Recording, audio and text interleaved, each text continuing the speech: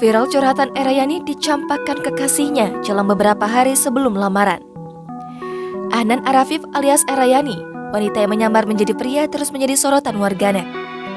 Kali ini, viral kekecewaan Erayani yang diungkapkannya dalam sebuah video singkat di akun TikToknya, di mana Erayani mengunggah video singkat berisi curhatannya gagal melamar seorang wanita. Video tersebut diunggah Erayani pada 13 Juni 2020. Saat itu, Erayani sudah berpura-pura menjadi pria dan berdandan layaknya laki-laki. Dalam unggahannya itu, Erayani bercerita bagaimana ia sakit hati karena gagal melamar seorang wanita. Padahal saat itu, ia sudah mempersiapkan segala sesuatu untuk melamar gadis pujaan hatinya itu. Video merekam Erayani berada di sebuah kamar hotel. Ia mengaku sudah menyewa kamar hotel tersebut untuk persiapan acara lamaran. Namun, 3 hari sebelum melamar, sang wanita mencampakkannya karena sudah bersuami. Video lama Erayani tersebut sontak saja menjadi sorotan warganet yang bersyukur tak jadi korban Erayani. Kini banyak yang merasa bersyukur karena wanita yang dimaksud Erayani tidak jadi menjadi korbannya.